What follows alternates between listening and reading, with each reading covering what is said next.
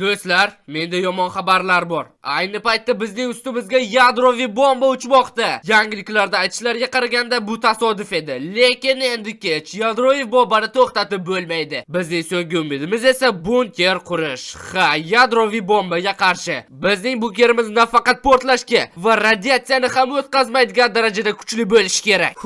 Umid qilamanki, bu qo'limizdan keladi. Xo'sh, qishloqqa, sen yangiliklarni eshitding deb o'ylayman. Nega o'tiribsan unda? Tur, bunker quraylik. Nima? Men buni yangi kinoni treyler deb o'ylabman. Yangilikmidi? Ha qishloqqa, ha demay ustimizga, ana u taraflarda yadroviy bomba kelib qulaydi. Shuning uchun shoshilishimiz kerak. Sen nega kompyuterga yopishaverasan? Ha, ahvol rostdan ham jiddiga o'xshayapti. Lekin sen qanaqa zo'r o'yinchi topding. O'yin desam, qanaqa o'yin, ustimizga yadroviy bomba qulayapti. Biz hozirroq ish ko'rishimiz kerak. Tushunib turibman. Lekin menimcha bizga bunga yordam bera olmasa kerak. Yo'q, shunga o'ynaylik o'tirib. Yo'q, agar biz yetarli darajada mustahkam bunker quradigan bo'lsak, albatta uddalay olamiz. Muhimi o'zimizga ishonishimiz kerak. Yaxshi. Faqat undan oldin menga kreativni qaytar. Ha, to'g'ri aytasan, senga kreativ berishga to'g'ri keladi. Mayli ushla.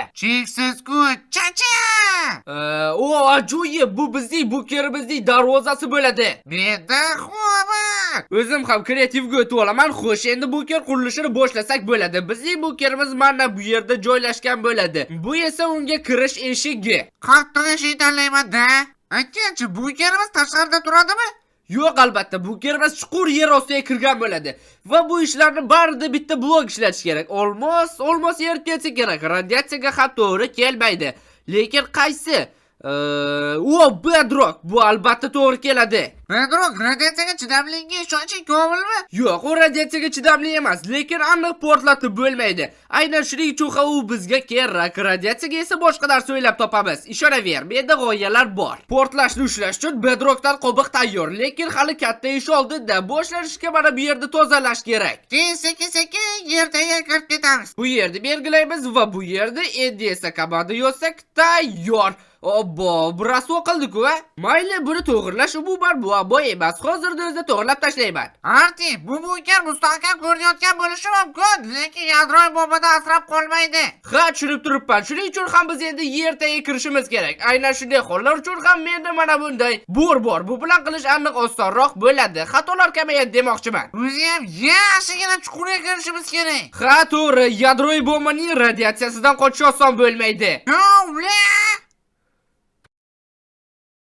Menimcha yetarli darajada chuqurlikka tushdik. Sen esa bekorchi turmada mana bu zinapoyalarni qo'yibchi. Portlashga chidamlimi bular? Ko'rinishidan shunday. Har ehtimolga qarshi mana bu yerlarga bedrock qo'yish kerak. Ha, albatta, bu yaxshi g'oya. Mendan yomon g'oya chiqmaydi-yu. Vaqtimiz ham tobora kam qolyapti. Shuning uchun men hozirroq bunkerning asosiy qismi uchun xonakamlashni boshlayman. Keyinroq siqilib yurmaylik. 3-4 oy yotishimiz kerak u yerlarda. Menga ayt, sen qayerda qasrdagi ulkan bunkerlar ko'rgansan? Qayerda birinchi bu biz quramizda. Mayli, iloji boricha kattaroq qilishga harakat qilaman. Aytgancha, O'zbekistonda ham atom bombasi portlatilganligini bilarmidingiz? Ha, Buxoroda topilgan ulkan gaz konini to'xtatish maqsadida yer tagida atom bombasi portlatilgan. Olim bo'lib ketay, sen undan ko'ra gapir, endi nima qilamiz? Endimi? Endi shunchaki bizni bir necha oy davomida tirik ushlab tura oladigan xona qurishimiz kerak. Bunkerimiz deyarli tayyor, lekin biz baribir shoshilishimiz kerak. Bomba yaqin orada keladi. Menimcha buncha chuqurlikda bomba bizni topadi.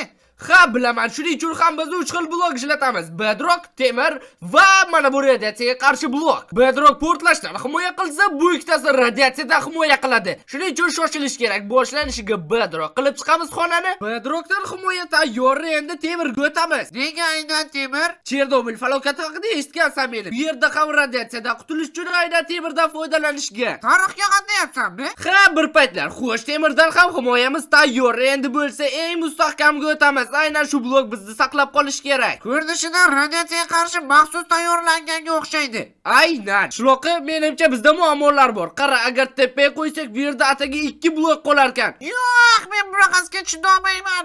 Yo'q, 2 blokda yashab bo'lmaydi. Lekin shunday qilsak xavfsizroq bo'ladi-da. Tupurdan xavfsizligiga o'lamiz yaxshisi. Bilasanmi nima Arti? Bizga yana eshik kerak. Ha, to'g'ri aytasan. Bu yerga yana bitta yordamchi eshiklar qo'yish kerak xavfsizlik uchun. Va mana ular tayyor. Qanday seningcha? pek menga yoqdi. Va yana ular juda ham mustahkam, ayni muddo, faqat sekin ochilarkanda. Xo'sh, bu xonani menimcha ikkiga bo'lishimiz kerak. Birida oshxona yurish joyi bo'lsa, ikkinchisida biz yashaydigan joy bo'ladi. Tushunyapsanmi? Shuning uchun ikkiga bo'lish kerak. Mana shunday sizga xonani ikkiga bo'lamiz va tayyor bo'ldi. Faqat mana bu yerga bitta eshik, xonalar orasida bemalol yurish.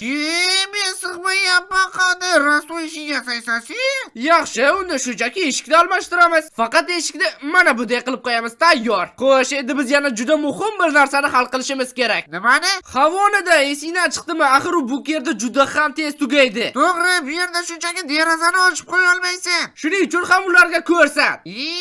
Mana. Kutib oling, havo tozalagich 5000. U tashqaridagi havoni bizga tozalab beradi. Ha, va uni qayergadir o'rnatishimiz kerak. Hozir hal qilamiz-da shuni. Havo tozalagich 5000 ni qo'yish uchun mana bu yerdan yana bitta qo'shimcha xona kavlashimiz kerak. Hoziroq kavlab tashlayman. Tez ishlab, bomba uchib keladi hozir. Bo'ldi, qo'ysang ham bo'ladi. O, sig'di. Faqat sal yaqinroqqa. Tushunarli, vop, qanday? Bo'ldi, shunday qoldi. Menimcha aynan kerakli joyga turdi. Mana bu yerdan havo kirib tursa, joyi bo'ldi joyda. Havo tozalagichni shunchaki bedroq bilan o'rasak ham yetadi. Chunki uni joni yo'q-ku, to'g'rimi? To'g'ri. Bu quvurlardan esa tozalagich 5000 havo tortadi. Ajoyib. Buni albatta bedroq bilan o'rash kerak. Portlab ketmasligi uchun tayyor. Vaqt ham juda kam qoldi, shoshilish kerak. Xo'sh, bu xonani biz menimcha oshxona qilamiz. Chunki shovqinda uxlamaymiz-ku, to'g'rimi? Nimaga? Shovqin bo'lgani bilan tuzda havo? Yo'q. Seni xurrak ochishing ham yetadi. Sen xurrak otasan. Vertolyot. Xullas, men bu yerga oshxona jihozlarini qo'yib bo'ldim. Tepaga esa dars olish uchun shkafchalar qo'yib qo'yamiz. Mana bunday qilib, bularning ichiga darsni saqlash mumkin. Xo'sh, endi bu yerga mana bunday qo'l yuvgich va yana muzlatgich. Usiz qanday, to'g'rimi? Xo'sh, yana nima qo'ysam ekan? Mana bu yerda nima yopib qo'ysam, bu yerda ochiq turish kerak. Ha, yaxshi, unda chiqadi qutisini shu yerga qo'yaman. Bitta bu yerda ikkita chiqadi qutisiga nima bor? O'zing unaqa past ko'raverma. Mana bu yerga mikroto'lqinli pech, faqat sal uzoqroqqa suvdan ehtiyot bo'lish kerak. Mana bu yerga esa eshik qo'yish kerak, chunki bu bazamizning eng nozik joyi bo'lib qolyapti. Aytgancha, chiqindi qutisi ishlaydimi? Ha, ishlar ekan. Qara, muzlatgichni ham ovqat bilan to'ldirdim, yeb yotamiz. O, ajoyib. Bu yerni bezatish bilan bo'lib bizga bomba uchayotgani ham esimdan chiqib ketibdi. Lekin menimcha yaxshi chiqdi. Faqat ko'z qamashyapti, mana buni almashtirish kerak. Gilamcha qo'yib chiqamiz bo'lmasam. Xo'sh, tayyor. Aytgan eding, ancha chiroyli bo'ldi. Ish ko'zini bilaman. Qara, mana bunaqa narsalar ham topdim, mos tushdi. Ikkinchi xonada esa biz eng ko'p vaqt o'tkazamiz. Xullas, yashaydigan joy bo'ladi. Bu yerda esa bu degani chiroyligina qilish kerak. Uni qizil qil. Mayli, qizil bo'lsa qizil. Endi yodonlarni almashtir. Mayli, bularni ham almashtirgani bo'lsin. Mana bu de radiatsiyaga bos. Men esa bu yerga o'rindiqlar qo'ydim. Nimadir yetmayapti. O, mana bularni qo'ysak bo'ladi. Albatta bilmayman bular nima, lekin mayli tursin. Chiroqlarni elamiz bir nechta yorug' bo'lishi uchun. Men mana bu yoqqa notebook qo'yib qo'yaman. YouTube'chi ko'rib o'tiramiz. Ha, yangiliklardan ham xabardor bo'lib turamiz, qachon chiqishni bilamiz va yana bizga radiatsiyaga qarshi aslaha kerak. Qanday buni unutish mumkin edi? Mana bu yerda ikkalamizga qo'yib qo'yaman. Mana tayyor. Bu aslahalar umid qilamanki, bizni hayotimizni asrab qoladi. Shkafni och. Vo, bular nega? Mabodo radiatsiyadan deb zombilar mutantga aylanib qolsa. Xo'sh do'stlar, bu yerda va nihoyat qurib bo'ldik. Endi bombaning uchib kelishini kutish qoldi. 2 soatdan so'ng. Menimcha yangiliklarda aldashgandi. Ha, shunaqa bo'lsa yaxshi. Voy, la'nati. Menimcha boshlandi hoziroq aslahalarni kiy, menimcha tushdi bomba. Hozircha tirikmiz, bu yaxshi yangilik. Qiziq, tashqarida nima bo'lyapti ekan? Ana portladi.